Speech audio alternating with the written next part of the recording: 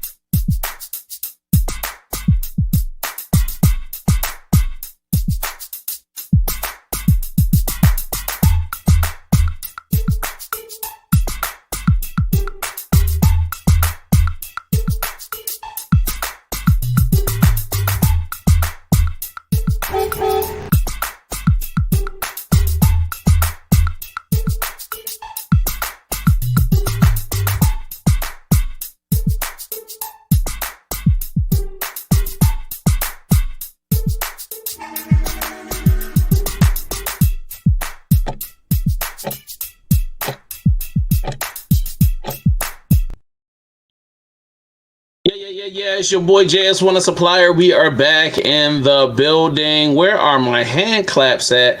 Man, we lit. It's another week. It's a great time of the year. How would I say? Like, I don't like the weather. I just would like it to be known for the record that I don't like the weather. This has been sucking major tail. But you know what I'm saying? We back. We about to close out the season. We got one more episode until I take my springtime break. Your boy got to leave out of town. You know what I'm saying? I'm about to go hit the beach. I'm gonna be out in Tampa. Nah. We don't want that. We definitely don't want that out in the world. But you know what I'm saying? I'm about to be in Tampa. They out here. Yeah, I know. When I'm be out there with my feet in the sand, I'm gonna be kicking my feet up. I'm chilling. I'm gonna get away from y'all people for a while. You know what I mean? I'm getting off social media. I'm talking about the public that keeps nagging me about different things all the time. Not you, bro. So like, you know what I'm saying? But I got Mr. Jones in the building. Yeah.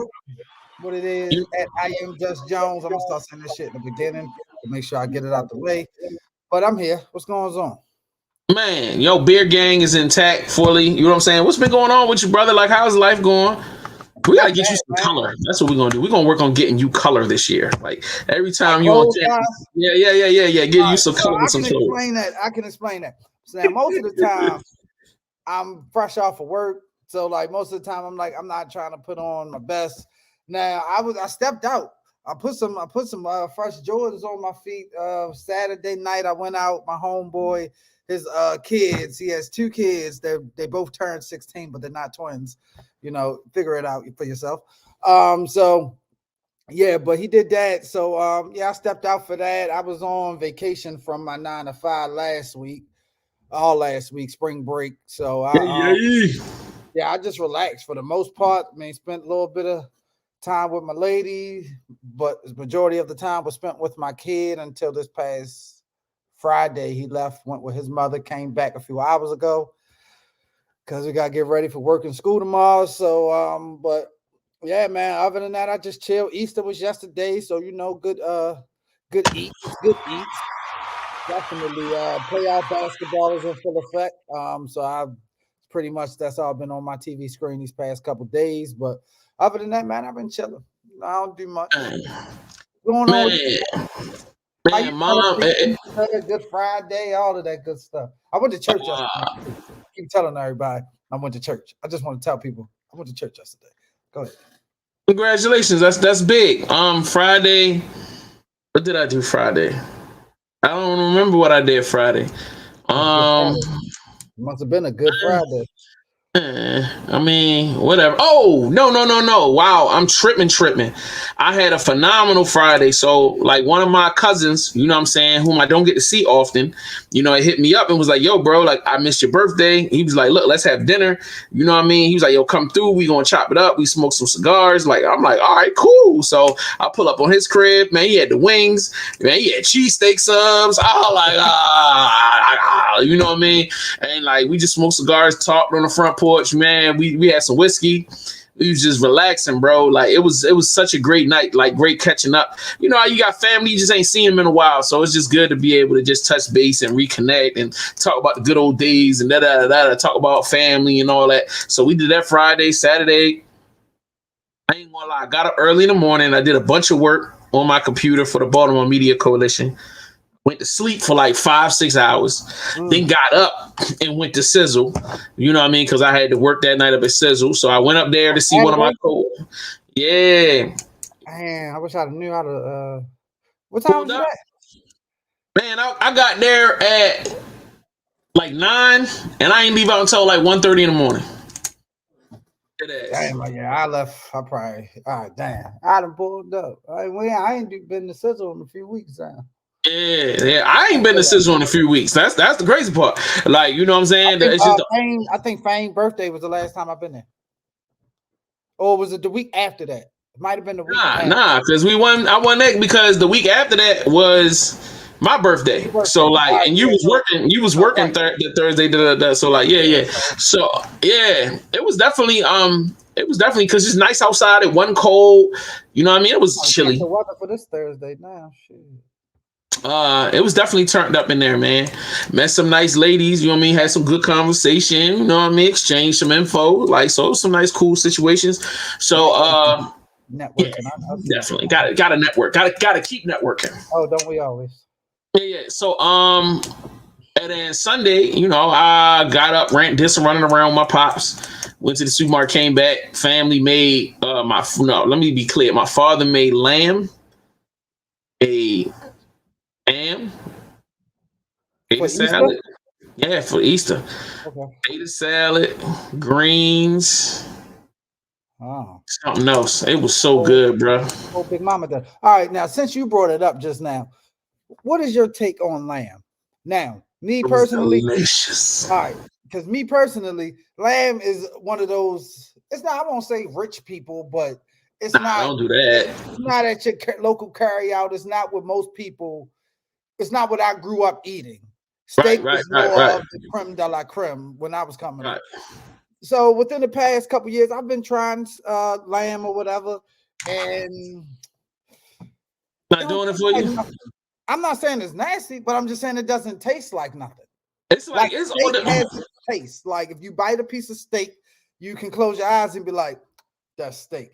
Same thing with chicken, all of that. But if you bite lamb, you're gonna be like, what's this dyed steak? Like, this is not, I don't know. Like, well, I will say lamb is lighter than steak is.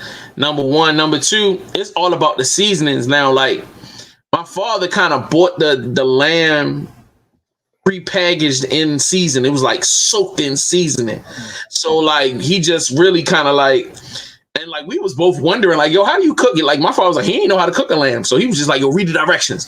So it's like, all right, we took it out the package, you put it in the frying pan, you sear it on both sides. And then once you sear it on both sides, you throw it in the oven for 15 minutes and then it's done.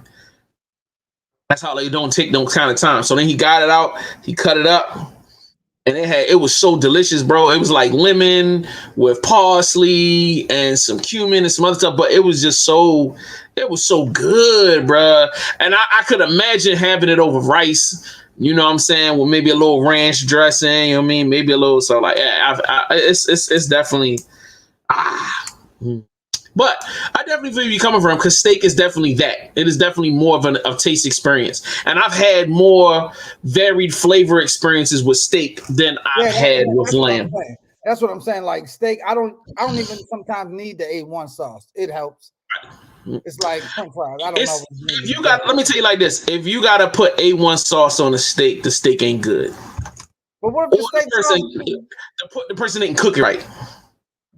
But the sauce is just good. Like it's not bad sauce. Like, I didn't say it was a bad sauce, but I feel like if I'm getting a nice piece of steak and it's cooked right, I'm not even going to want that. I don't want that steak sauce interrupting the flavors that's coming out of that steak, bro. That's why I'm like, yo, you gotta roll with me next time we go down to the to Fogo de Chao. yeah, I heard. Now I done heard some good things about that. My lady don't eat pork and beef and all of that shit, so can't go with her. So they got chicken.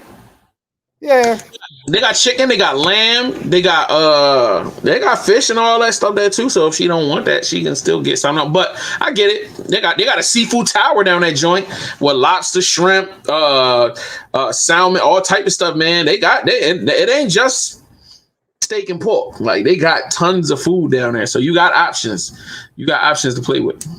So anyway, I'm sitting here promoting for them, man. They ain't cutting us no checks. So let's move on. Make sure if you haven't done so, subscribe to our YouTube channel right now.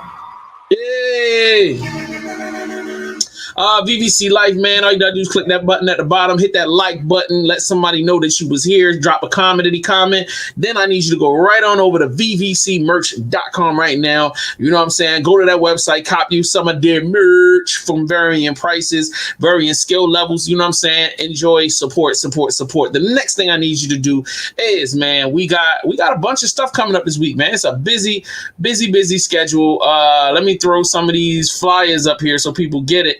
Yo, tomorrow we're going to be right here at 8 p.m. for the indie show, All Things Indie, with RJ Washington, Celebrity Barber. You know what I'm saying? Make sure if you haven't done so, tap in with us, you know what I'm saying, the Takeover Indie show, you know what I'm saying, hosted by my man, DJ Mastermind, every Tuesday, and he's got a whole season of shows. So if you're wondering, like, what the hell is that all about, man, go back and watch it from episode 1, season 1, tap in with us. And then also, if you haven't done so, tap into our homegirl, Carmen Cush, for Cush and Convo. Tap into that. She got a new season coming out of that good stuff. And me and my girl, K Renee, man, we just jumping on IG Live every Wednesday from now on, like, you know, just for the next couple of weeks, because, you know, we are single and we hate it here. So, like, you know what I mean? Tap in with us on IG Live. You know what I mean? It's just something I'm doing. It's not formalized. There's no structure. It's just, hey, we single, and I'm looking to book some baddies. So if you want to come chop it up with me, I'm single. Shorty single. She lesbian. So if you like girls, tap in. So, like, there's one of me, there's one of her. So there's something for the ladies to tap in. Dudes, so sorry, need not apply. Doing you guys' show, I mean, like, are we getting the aspect of what you're looking for from a woman and what she's looking for in a woman? Exactly. And then we also bringing people on and let them talking about stuff. You know what I mean? Shoot, last episode, both of them jumped at me and K Renee and Legend jumped down my butt about what they felt like were my problems and why I was single. But it was cool. It was a fun discussion. And shoot, there were about 20 people in the live, and it kept being like a consistent, like, between 7 and 10 people. So I was like, yo, this is cool. So I mean, we're gonna keep it. You know, I just need to be more active on social media. And this is kind of my way of just kind of like, all right, bro, I'm just going to jump on. You know what I mean? I smoke a couple stogies and drink some cognac, and we do that for about an hour. That's it. That's all I do. And then I'm tapping out. So, like, yo, tune in for me. Follow me on social media. Like I said, follow her, follow me, and then join us on our IG Live Wednesday.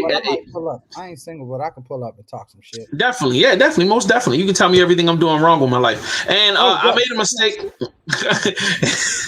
It's not 8 p.m. It's 9 p.m. Make sure you tap in 9 p.m. I'm only going to be on there for about an hour. We tap in, we tap out, and then I go to sleep. So, yeah, tap in. So, anyway, with that being said, I think that is everything on the rundown. If you are a media outlet, or if you got a platform, a podcast, a TV show, a YouTube channel, yo, DM me at JS Wanna Supply. Get the link. Join us on our Baltimore Media Coalition. It don't matter where you are in the world, whether you're from Baltimore, Virginia, Atlanta, I don't care. If you can be in Alaska, you can be in Europe. Come join in our group. You know what I mean? It's a networking group where we all exchange information, ideas. We support each other. So come in, tap in. You know what I'm saying? Learn something new and meet some new people that are in the same thing you're doing. And then lastly, the Supplyhouse podcast has been up and running for a while. So you need to subscribe if you haven't done so to the Supplyhouse podcast and start catching these audio episodes, because if you missed the video episode, you can always catch them audio episodes. So make sure you tap in and catch those episodes as they come out. So let's see, what's the first thing on the rundown? All right. Oh, yeah. A little educational something, a little business something. I saw some. This is gonna be some good, compelling conversation, man. Let's check this out. Hey, excuse me, man. Your car is amazing. What do you do for a living? What's your car? Well, I don't do anything. Oh, okay. Are you retired? At one time, I was an airline pilot. Airline pilot. That's awesome. Do you have any advice for people getting started in their careers? Just general life advice? I got lots of advice. First off, don't get distracted by pussy. That's the most. Don't get distracted by pussy. That's the most expensive item on earth. Okay. Yeah. That's good advice. Said it by the senior citizen himself. Let me give that man a hand clap. I get it. I do get it. I do now kind of see his point. Like, outside of the surface level comment, I won't just equate it to pussy, like just the having sex of it or whatever. It's the whole courting thing. It's the whole maintaining the love and the spark. I won't say it becomes expensive, but it costs money. Oh yeah. So, but that money and that time and stuff could be spent on elsewhere, on things on yourself, bettering yourself, learning more, educating yourself, stuff like that, doing your research on things that you want to accomplish and get into. So, but it's so hard, man. Pussy be so good. I mean, in my younger days, probably not since I say 26. Well, I say around the time I was 26. Everything before that was a waste of my time. That I thought was, I need this. I gotta have her. Oh, you know what? Nah, I ain't gonna write no raps today. I'm gonna go with my girl, or she gonna come over here. We gonna chill, lay back, smoke something, drink something, But those years, those critical years, like between 18 and 25 or whatever, like they were spent chasing. A lot of those years was just spent chasing ass out here, chasing ass, trying to get fast money or whatever. Nothing that really stuck. So, you get in a situation now where you're in your early to mid 30s, for me, myself, and, you just scratching your head like, damn, like all those times I was going to the hotel, like, I could have spent that $175 that night on something else. Or whatever. Or you could have saved the $175 and invested in this, in Bitcoin. I could have invested in Bitcoin. Or the music or a music video or something like that. But all right. Well, now that we've all lived and learned, let's utilize it to jump into some business, man. Entertainment talk. Facebook is quietly dropping its Spotify and Clubhouse killer. This caught my attention, and it was definitely something that I wanted to read. The social media giant swears by the metaverse, which it has made the top priority over all other going projects. Facebook often tends to go with the wind blowing in tech. When one of its rivals has a feature that works, the social media giant rushes to create an in-house version to prevent users and advertisers flocking to competitors. We saw it not too long ago with Instagram Reels, which is a new way to create and discover short, entertaining videos on Instagram. The company announced in August 2020. The Reels is built-in feature on Instagram that lets you edit and post short music videos. The concept is almost a copycat of TikTok and successfully for whatever. All right. With this in mind, no surprise that Facebook jumped on the podcast and audio bandwagon last year amidst the success of the Clubhouse audio app and one of the big winners in the pandemic economy of COVID-19. Launched in April 2020 in San Francisco. All right, we already know what Clubhouse meant. All right, valuation, Clubhouse. So that's okay. So because even on Twitter, and that's the crazy thing, it's like almost as if these different social media sites are just starting to be like what I think like fast food restaurants. Like I think when there's like the chicken sandwich, when Popeyes does the chicken sandwich, now KFC, McDonald's, Burger King, Wendy, all these other food fast food chains come out with their version. And I mean, it's always whoever's first succeeds the most, for the most part. Whoever's first. So if TikTok came out first with these reels and all the little quick things you can do to get some content and stuff out there, I see the Instagram doing it. I see Facebook is getting into it. Twitter has audio spaces, which is basically Clubhouse.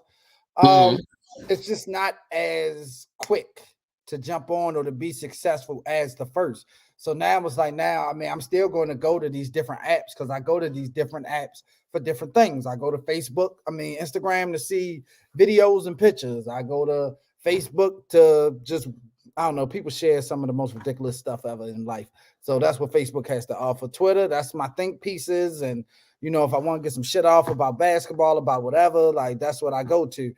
I only go on TikTok for restaurant reviews and recipes. But outside of that, it's just a quick, they doing that. Now, granted, Meta, whatever they want to call themselves these days, Facebook has a lot of money, a lot of capital, a lot of resources. So they financially are able to go ahead and get some users off of the other networks or whatever. But Facebook is not a young person's go-to anymore. So no matter what you add, now I have to explain to my aunts and my mother what the hell a reel is, how to do a little TikTok or something like that. Do some, I don't know. Well, I mean, at this point, if you don't even include Instagram, Facebook still has over 1 billion active users. And even though America may not be into Facebook anymore, internationally, Facebook is become a basic necessity like Google has, whereas people have Facebook to stay connected. I'm gonna always keep Facebook to connect with family. Also, I had my homegirl, she was in France a couple weeks ago, and she hit me. And matter of fact, I was hitting her because I was about to get my plane tickets to go to Tampa, and she was like, "Bro, I'm in France. I can't talk. I can't call you on my phone." She was like, "Let me hit you on Facebook." Boom, we was able to talk to each other through Facebook. So just imagine how easy Facebook makes it for people to connect internationally, and then now with the ability to transfer money. And now what this article is stating is that they just launched rooms, and they're gonna try to give people the ability to host their podcast on Facebook. So now you can build your whole podcast audience through Facebook. So at the end of the day, you just try and keep people on Facebook. So Facebook is giving y'all everything you need, whether it's reels or whether it's the ability to upload podcasts or Did it say in that article or any article that's out there exactly how much the owner or creator of the podcast will be able to monetize? How much goes to Facebook? Because if I'm putting this on Facebook because you have this new option that allows me to do so, I'm assuming you want a piece of the pie. I mean, whatever money you make from your, excuse me, I apologize. Anything you make as far as your sales, that ain't got nothing to do with you running it through their software. You can get 100% of that money. So say if we got an ad right now, YouTube ain't getting none of that ad money. That's our money. The only money they gonna take their piece of is whatever they go get and they put on your podcast. That's what they gonna split with you. And of that, you probably only gonna get maybe 30 to 40% of it. They're gonna take the lion's share because they're doing the lion's share of the work. They're hosting the content. They're supplying it to the public. You know what I'm saying? They going to get the advertiser. They putting the advertiser on your shit. So of course they're gonna take the lion's share of the money. But and I'm glad you brought that up. This is something that I was fussing about earlier today, where some creators were complaining about, Instagram is decreasing the amount of money that I can get off reels. That's unfair. And I'm like, nigga, they own the platform. Like, and before 6 months of a year ago, you was doing this shit for free. Now you getting paid for some shit you was getting for free. It don't matter whether you getting a little less or a little more, nigga. Money is money. Like, you should never. I tell people all of the time, look at this internet money as extra money.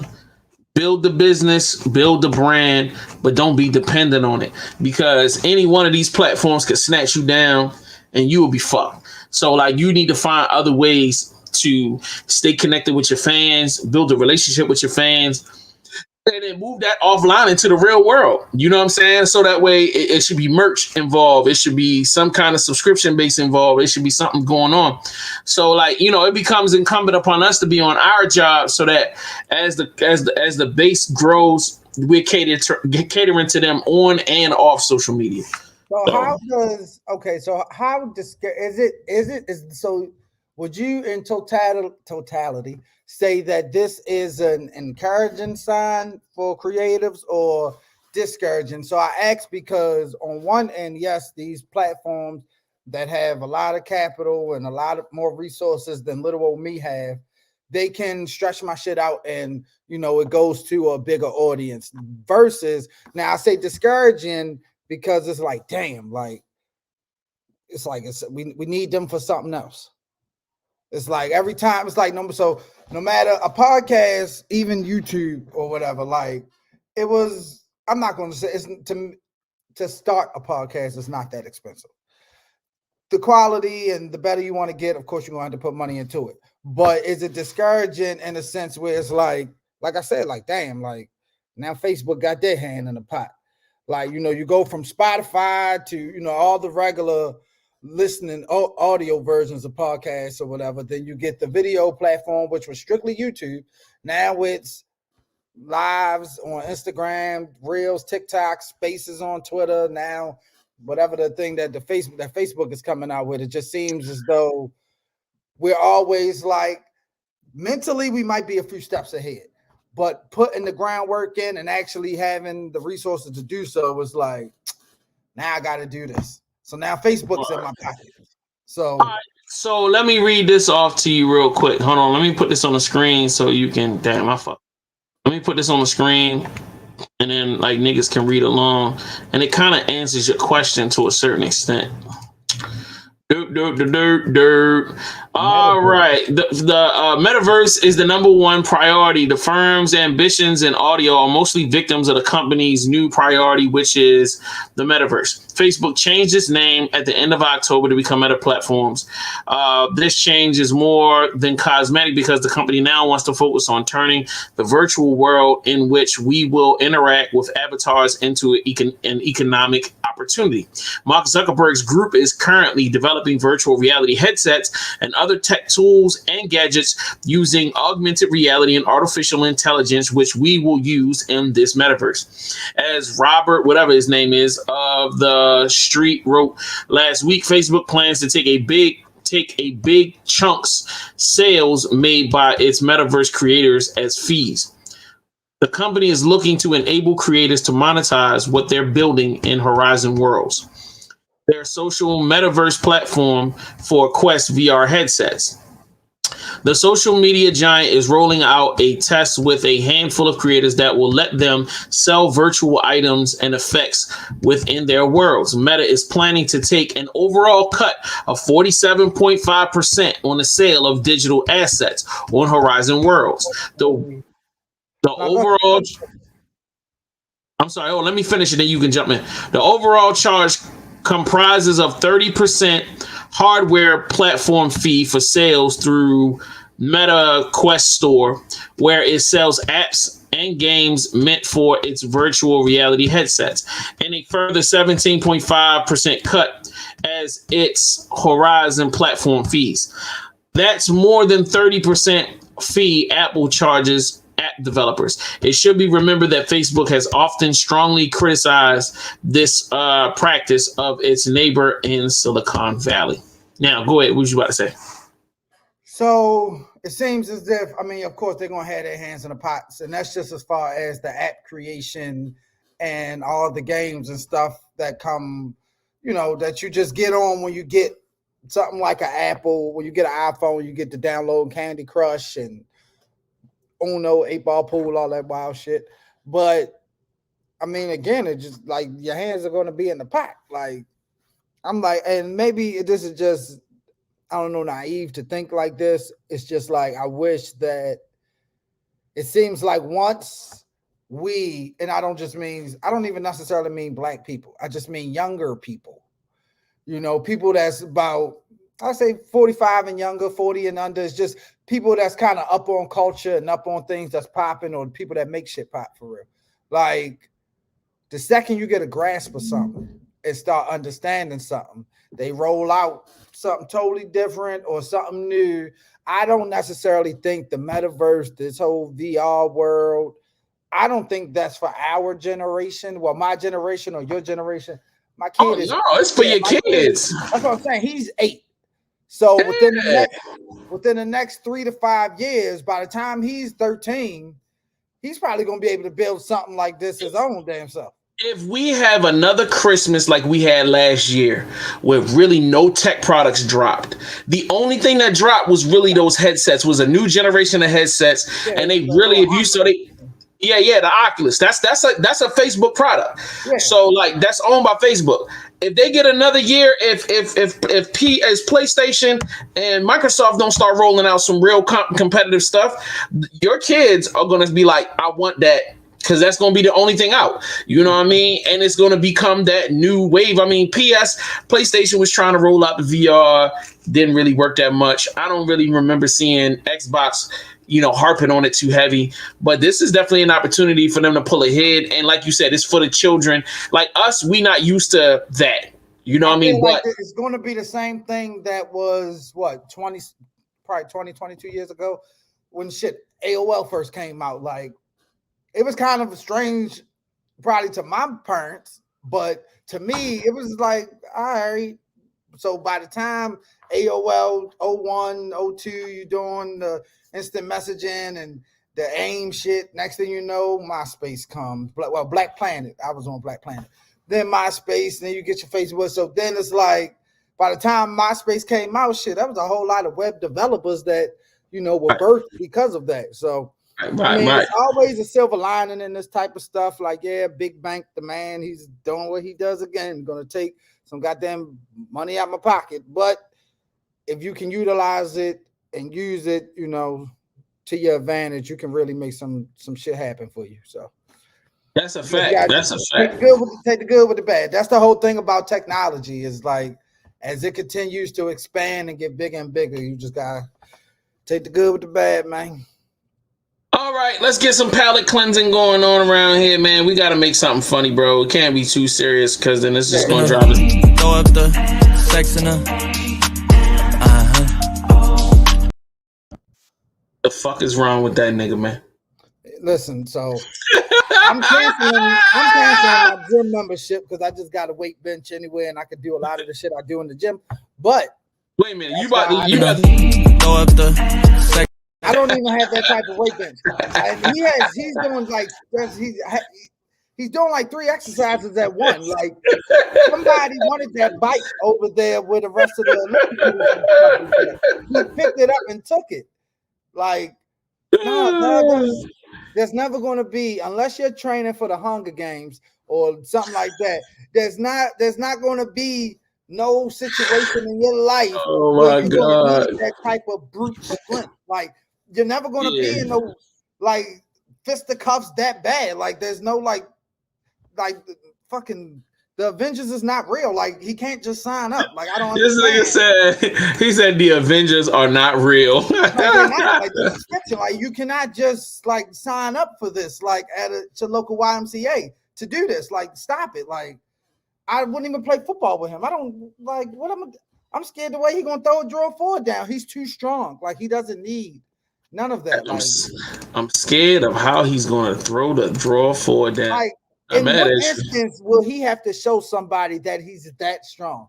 You're only doing that because you know it can go viral. It could be a little moment on the internet. You get Of your course, shot like or whatever. yeah, this is a prime example of a prestige moment. This is something where somebody does it because it's going to make people stop and go, "What the hell?" And they're going to send it to somebody else, and it's going to start conversation. That's the whole reason they did. I tell you what, I go on Planet Fitness in a couple of days, and I see motherfuckers trying that. Hey, yo, can you help me carry this up? No, I can't. I'm not going to be the one to do that. No. Don't ever ask me to help you with anything. Like, that's not going to be a good idea. So anyway, Snoop Dogg pulls music from Spotify, plans new Death Row app. So for those of you who probably didn't have time to watch, you know what I'm saying? Last Saturday, Noriega and the Drink Champs rolled out their brand new episode with Snoop Dogg. And on that episode, Snoop Dogg talked about how he acquired Death Row. He acquired Death Row, just the name and the rights to the name and the business, but he did not purchase the masters. And he was very transparent about how he got clowned online for not buying the masters, and he doubled back and spent the money that he was trying not to spend in the beginning. So he went back. He now has acquired all the Death Row masters. And then subsequently is now taking all of that music. We're talking about Doggy Style. We're talking about, Dr. Dre's. He took it off of Spotify. And he took it off all streaming platforms. Yeah. Oh, it's still on Tidal. Right. So, like, because he gets paid more than that. Yeah, I was looking at it now. You can see Doggy Style and All Eyes on Me Against the World. All Eyes on Me. That's what I was looking up. So, all of that's still on there good. Right. So in February, the acclaimed rapper bought the legendary, though at times controversial, rap label Death Row Records. Now he is in recent interview with Drink Champs said he had the plans for the imprint. The newly Death Row Records own streaming app. First thing I did was snatch all of the music off those platforms traditionally known to people, because those platforms don't pay. Those platforms get millions and millions of streams and nobody gets paid other than the record labels. So what I wanted to do is snatch my music off, create a platform similar to Amazon, Netflix, and Hulu.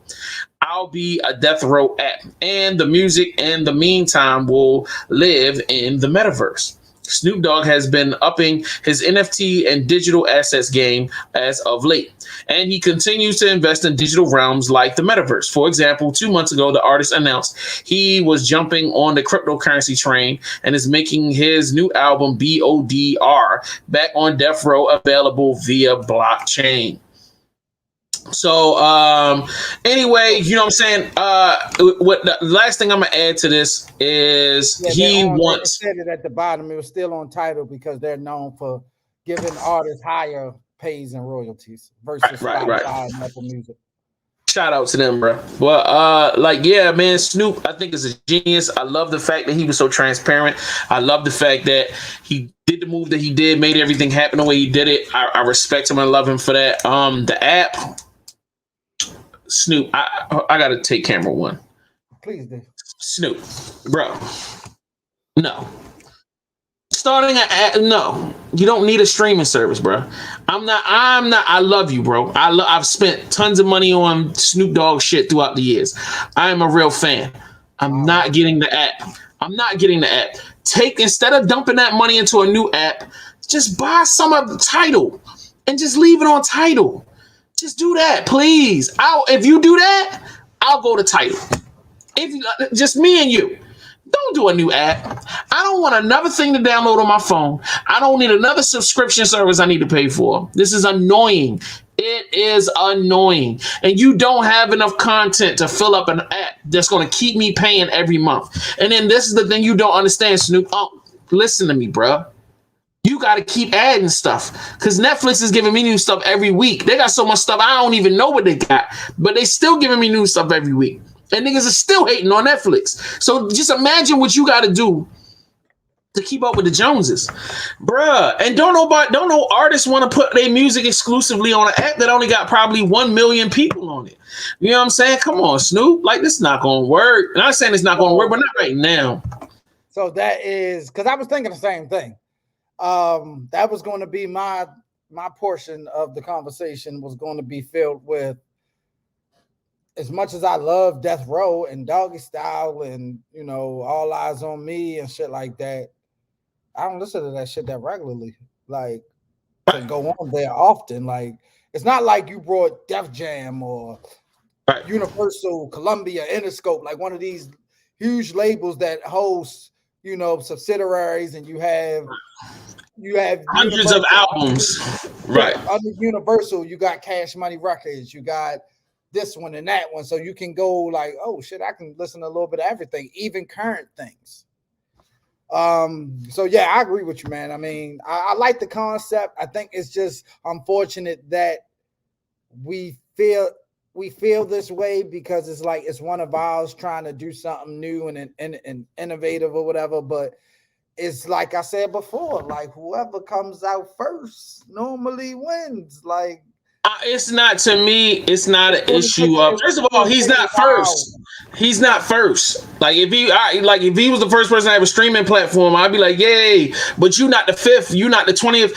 And if Jay-Z, that's been doing it for a decade, is losing in the marketplace, what makes you think you're gonna add something different? You know what I'm saying? Like we talking about, like Jay-Z got like 12, 13 albums by himself. And he's not able to sustain that whole platform. And he has music from everywhere on there. So like my thing is that why keep trying to reinvent the wheel when there's something already there? Now, that's number one. Number two, yes, your music doesn't have the same value it had 20 years ago, Snoop. And this is the other problem. He doesn't understand, bro, you not popping like you used to be. Like if you look at your YouTube channel and his videos, they might got a couple million views. But that's it. And I mean, a couple million, like 5 million, 2 million. Like he'll drop a video, it'll do like 2 or 3 million, but he's not that guy. And you're not that guy for the older generation that loves Snoop. We still got your CD. We still got your tape. We still got your vinyl. So like our first instinct probably isn't to go and play Snoop Dogg on a streaming. It might be to play it on a CD or whatever the hell we've been playing it on the last 20 years. Lastly, you can take it off streaming all you want. I can still go to YouTube and pull up all the albums. Yeah. So now you're forcing people to go somewhere else to get it, and you're not going to get nothing out of it. Yeah, and like I said, outside of, what was that? The Chronic, Doggy Style, couple Pac albums, it wasn't much else on Death Row at that time. Like, it's not a thing where. Yeah, I mean, because it's supposed to be Tupac's All Eyes on Me. Music back then, you rock with the Chronic for a year or two. You rock with Doggy Style for a year or two. But now you got competition where, take a label like QC. Like, you got Lil Baby coming out doing shit, Migos solo shit. Then you got the City Girls, you got Yachty, so it's like you got a bunch of different people, but they have to continuously put out music to control and keep the fans interested. And like you said, I mean, you think of Doggy Style, you think of a cassette tape. You don't even think of a CD yet. Right. Like maybe you start teetering on that line of CD, but you're still thinking cassette tapes.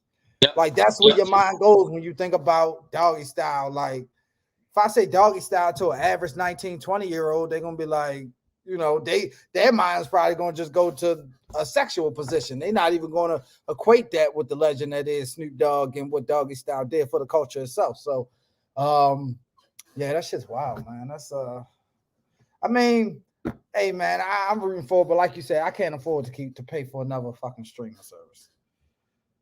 Yeah, that's another thing. Like everybody keep thinking that they can just establish a streaming service and then people just going to keep paying forever, bro. Like we ain't got it like that. You know what I'm saying? Like we got to keep with the bare essentials, and that's about it. So anyway, RIP to the big homie. You know what I'm saying? DJ K Slay. I don't know what to say, bro. Like he was somebody I had an immense amount of respect for. He was for the culture. He wasn't for the celebrity. He wasn't for the bullshit. He wasn't for no fag shit. You know what I mean? And when I say fag shit, I ain't talking about gay shit. I'm talking about he just wasn't for no fuck shit. You know what I mean? He was dedicated to, if the record was good, I'm gonna spin it. You know what I mean? If what you doing is real, I'm gonna represent it. He created just different stuff just for the culture, man. It wasn't about being famous. It wasn't about being the hottest guy on the planet. It wasn't about being, richer than rich. Like for him to do a song with 100 MCs on it. Like, that's culture right there, bro.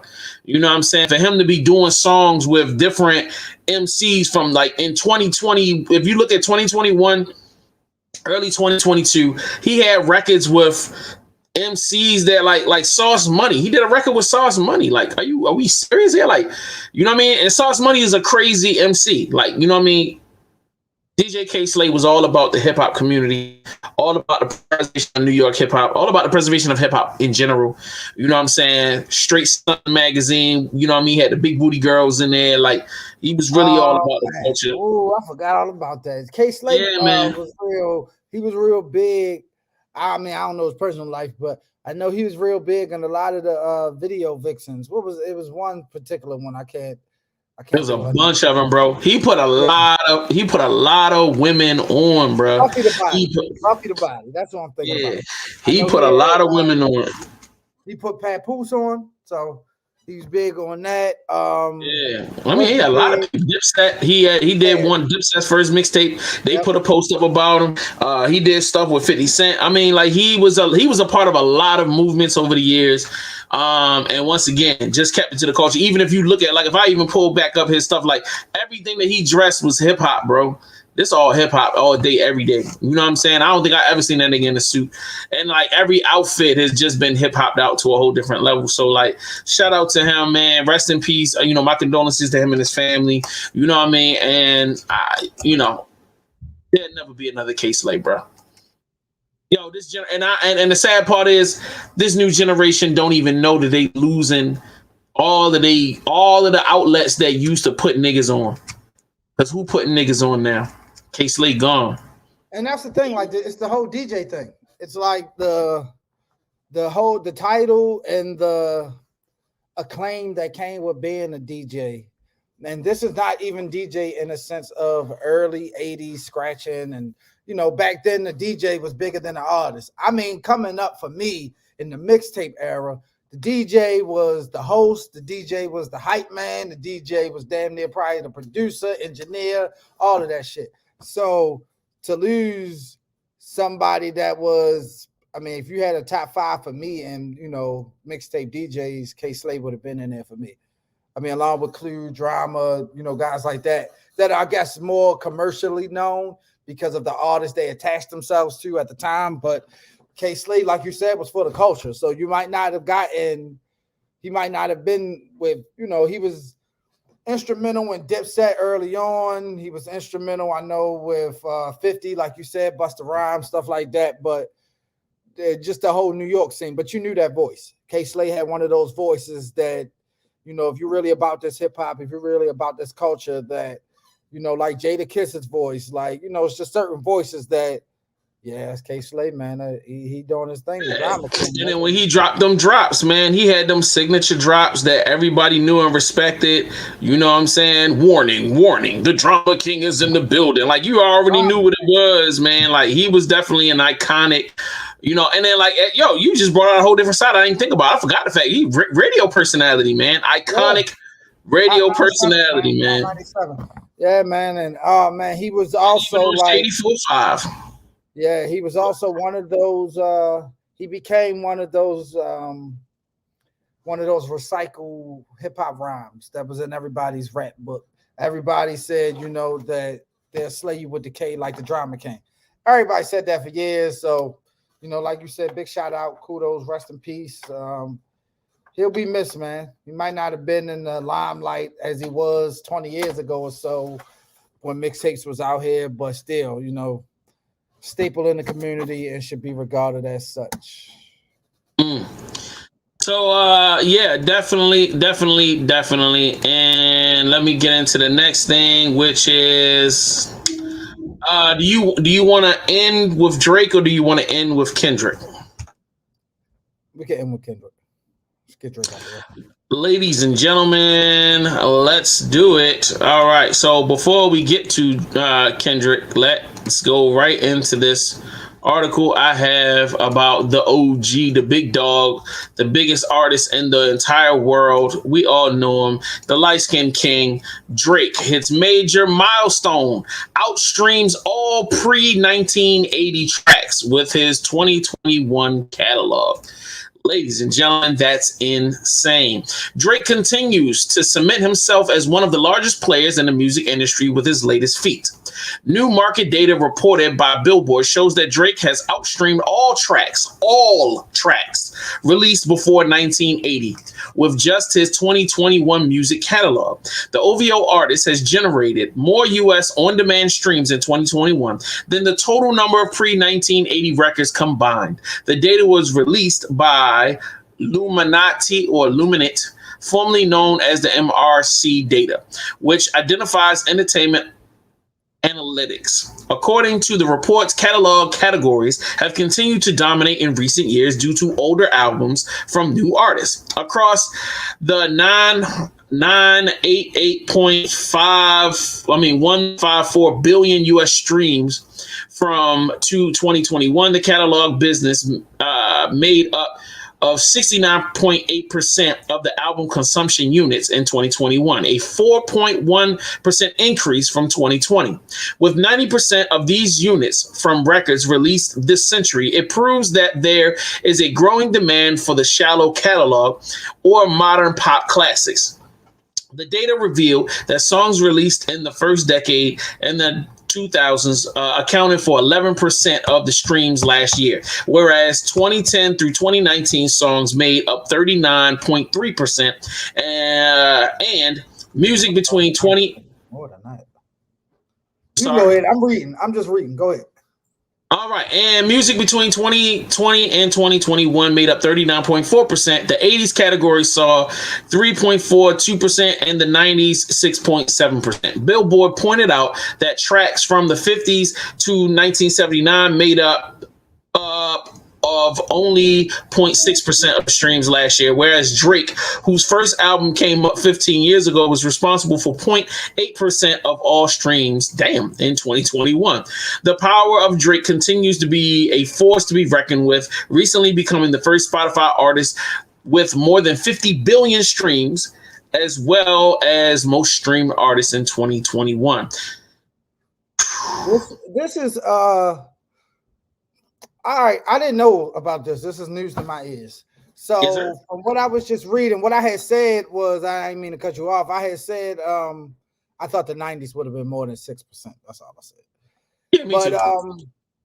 Yeah, with all the R&B and the hip hop, but it's kind of disheartening, man, to see that. See, but that's the crazy thing you don't understand. I'm out in the streets with regular niggas every day. You know, regular niggas meaning that niggas that don't pay for streaming services, that they get their phone, they don't account for YouTube streams, because there are people that will play YouTube videos all day long, and they'll be playing that. They pay for it so they can, just YouTube music. I'm talking about regular YouTube. Like they'll just listen to the commercials, and they'll pay for the subscription where they won't have the ads, so it could just. I ain't talking about that. I'm just talking about, I got Mexicans on my job site. They'll be listening to commercials all day long, and they'll play them records. And they'll play YouTube videos back to back because it's playlists on YouTube. So it'll be like an R&B playlist, and they'll just listen to old music. So it's either going to be that, or like I said, people got tapes, CDs. The older generation still ain't about it like that. I still have a lot of people that be like, how do you get that? Where do you get that music from? Where do you get all that great music? And I'm like, streaming. Like, I got a service, like, it's $10 a month. Like, I don't even understand. And they'll be like, man, at this point, I'm like, people still complaining about $10 a month. I'm like, bro, I used to burn damn near $100 a week in CDs. So I'm like, $10 a month is nothing. It really is. It's just, but it was just crazy because it's like, outside of what, as a young person right now, outside of what you probably hear in your household, as far as music before your time, it just seems like now, if it's not on DSPs and if it's not easily accessible, the music that we might have grew up to, hearing how people's play from the 70s and 80s, even the 90s music, if it's not a TikTok dance associated with it, then it's probably not going to be profitable as much as it would have been prior to DSPs, prior to when people treated their album collection, vinyls before I was born, probably. They treated that shit like they treat their kid for real. When we was coming up, it was the book of CDs. Everybody had the thick ass book of CDs. You take the zipper off, and next thing you know, you 4 CDs on one side, on the other side, another 4, whatever. But it's like now it's just, that's just crazy to think that the majority of the music that they were accounting for was just from the past 20 years. 20 years of it had 75% of it. Right. So that's all we listening to is music from the past 25 years. Like anything before, well, probably not even 25 years. I'm gonna ask you this question: What are you listening to from the 80s and the 70s on a regular basis? Not every now and then you think of a song so you play it. I'm talking about every day. What do you? From not too much from the 70s on a regular basis, but I have my picks. I have some in my playlist. I have some Teddy P. I got some Mosley Brothers, stuff like that. I'm a huge Michael Jackson fan, so I have a lot of Jackson stuff in there. The 80s, that's Prince, that's Michael, that's but that's every day. I'm saying you playing it every day. Not every day. If you're saying every day, yeah, I guess, and I guess that's what it is. It's just right. You know what I mean? And that's the reason why it takes up so little. Because think about the records that you play every day. They're definitely going to fall within that 20-year time bracket. The stuff that you might listen to when you with your lady having a romantic mood, that's once or twice, 3 times a week. You know what I mean? Like, now the difference is like when I'm solo and I'm, riding, or I'm just sitting in the car, smoking a joint or something like that. Like, yeah, I vibe out the old music then, and I listen to a lot more R&B, especially like in the morning, because I don't need all that yelling and gun shots to wake me up. That kind of paranoids me, but yeah, like that's just. I guess you're right. I guess I didn't even think of that. Like generally, every day, that is literally all I think of. I mean, all I listen to. Like, and the only reason why it's completely flipped for me is because on the job that I work, I can't play cursing. So like I listen to a lot of 60s, 70s, and this is the crazy part. 90s and 2000s music I can't stream a lot because it's got cursing in it.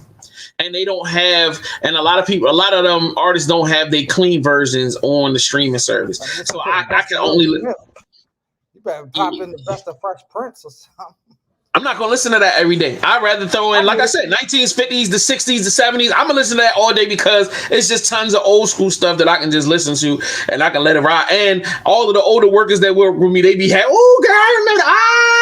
I like seeing them get happy. So it makes me happy to see that they happy. So anyway, let's move on so we can hurry up and get out of here because we actually only got 3 minutes. But let's go.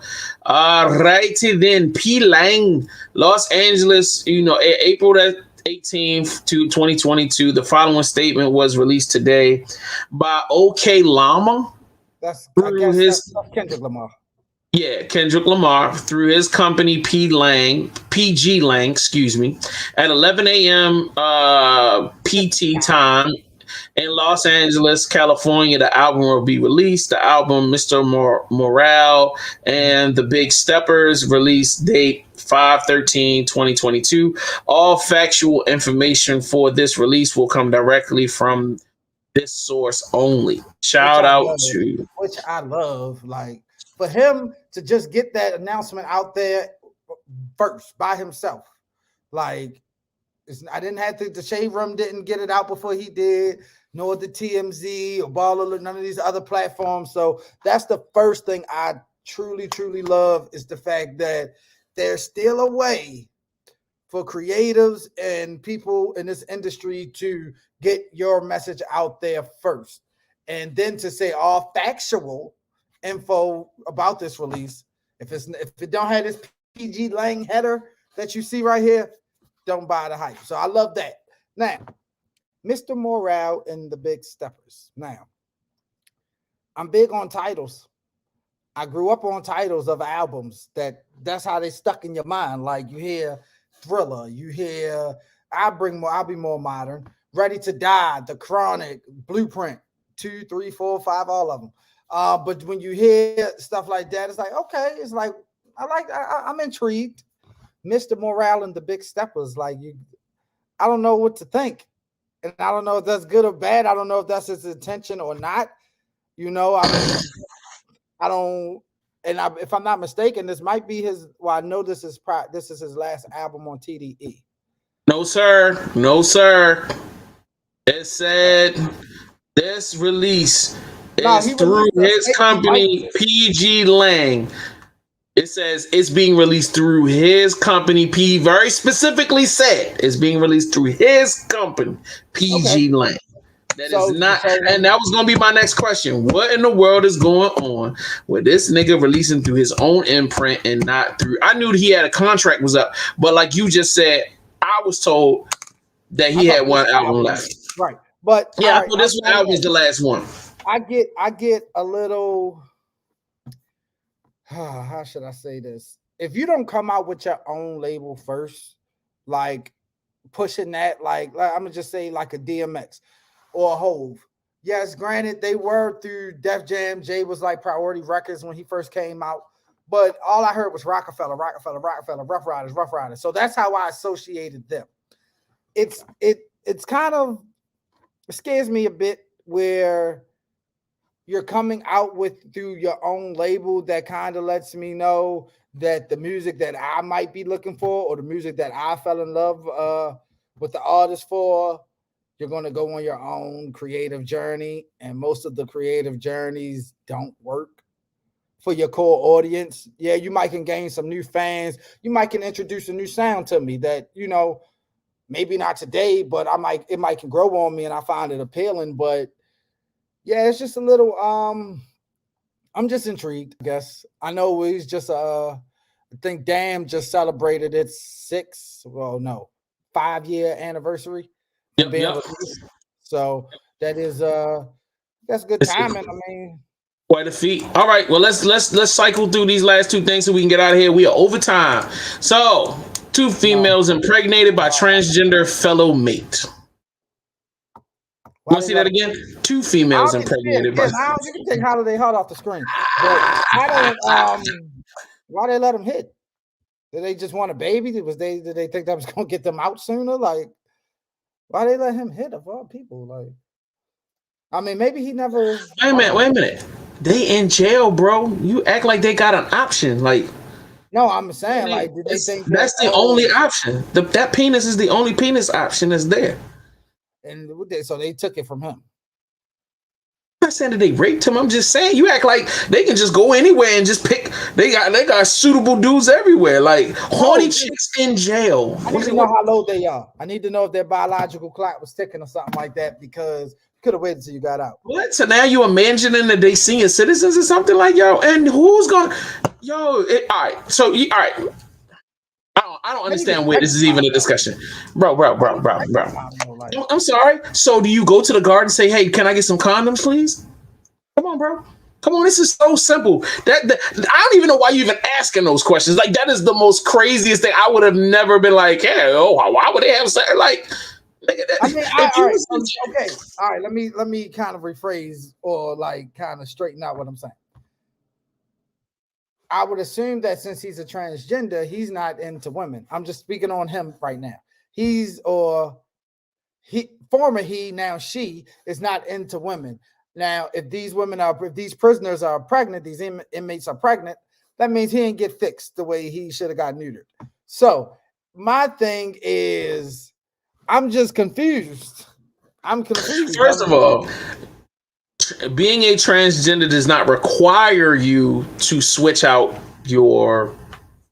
I know it doesn't, but to me, my ideology is like, well, if you want to, I get it. But once again, you cannot put your ideology on somebody else. That's where you're wrong.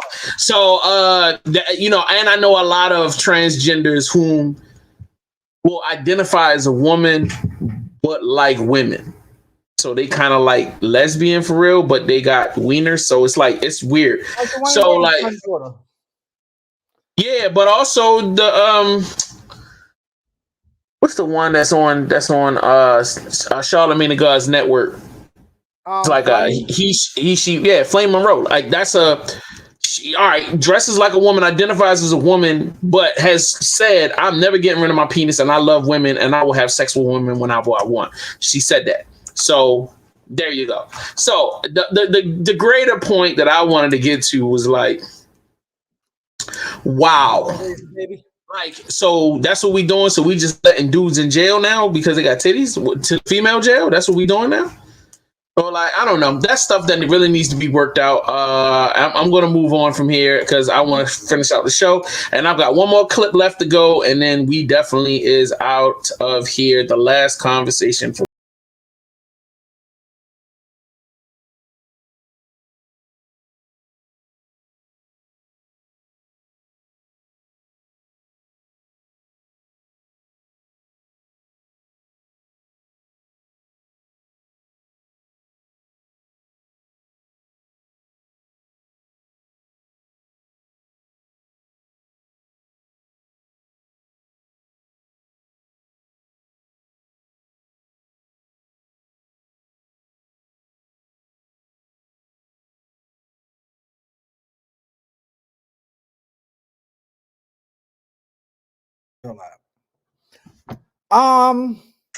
What happened? Like, can I see that one more time? Show that. Can you just play that one more time? showing that long ass joint.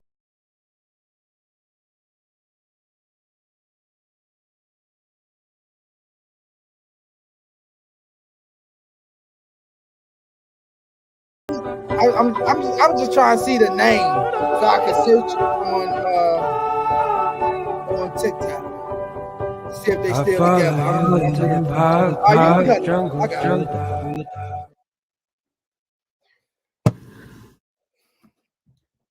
All right, let's put aside. Do you believe it? I was just like, whatever.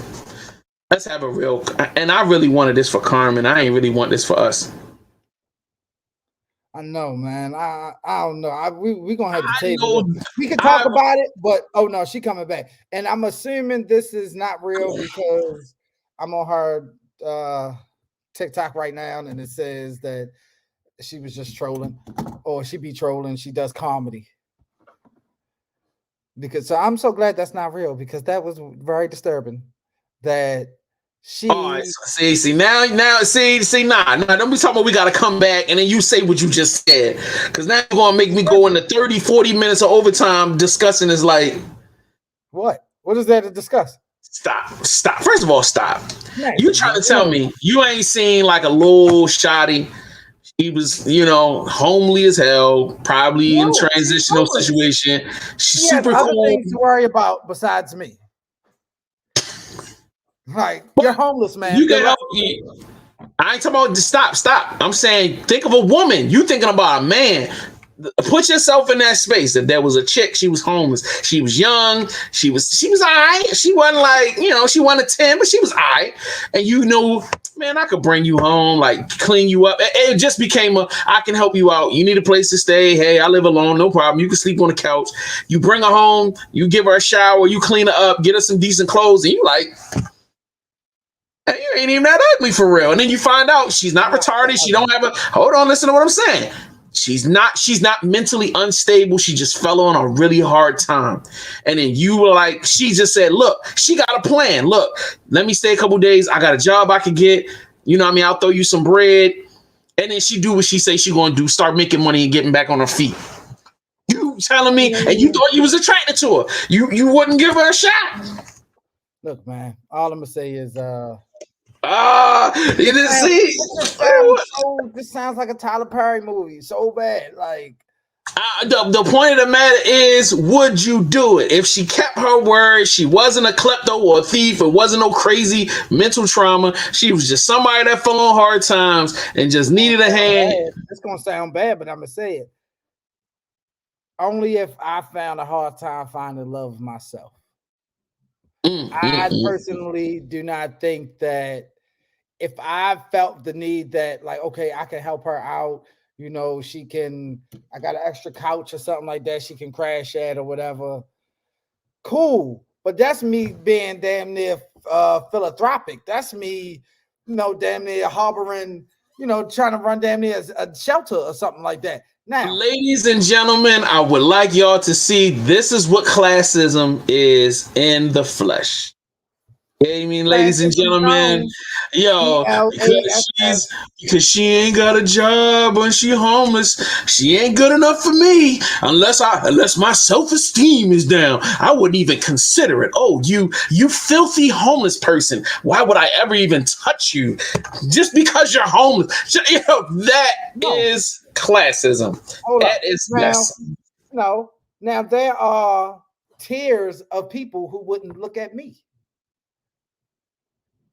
So, I mean, everybody has their preference. Wait a minute. That does not make them right. That still makes it grimy, bro. Like, you should be judged on the content of your character and your physical appearance. So it's better if I just say, so it would be better if I just ignored her and just said, no, I can't help you, even though I can. Just so I don't have to do what regular people do. Just spit on her, throw her to the side. Yeah, like, yo, shoot her or something. Like, yo, don't talk to her and be like, yo, walk right over her homeless ass like AI walked over the nigga in game 1 back in 01. Nah, dog. Say what you want. That's just how I feel. I'm sorry. I had to say it. I had to be honest. You might ruffle some feathers, but you ain't ruffling no feathers. You ain't ruffling no feathers. Yeah, it's all good. I just wanted to get your point of view on it. Shout out to you. If they are, blessings. I've helped out many an individual over time. Stuff happens. It is what it is. Shout out to him. Damn, look at wifey. I mean, Hey, I ain't judging you, but we're gonna come back. Yeah, we're gonna come back because I want to come back. I definitely want to come back. You're not even gonna tell her whether it's real or fake. You're just gonna bring it to her attention and let's see what she said. That's the be right first thing in the show, right at the top of the show. Boom, boom, boom. So anyway, everybody, we appreciate y'all for tapping in. We appreciate y'all for tuning in. Please make sure you leave a comment. Make sure you subscribe. Make sure you do whatever, and we'll check you next week. Yeah, I'm saying Jones. Shout out your social media. At I am just Jones. That is on the Instagram. On the Facebook. On the Facebook, it's Ryan Jones. If anyone's looking. On the book of faces. Yeah. On the Twitter, it's just I'm just Jones. So yeah, man, holler at me, tweet me, Facebook me, Facebook me. Yeah. Your boy JS, the number 1 THASUPPLIER. We'll check you next week. Peace out. This is your boy JS, the supplier, and you're now locked into the Supply House.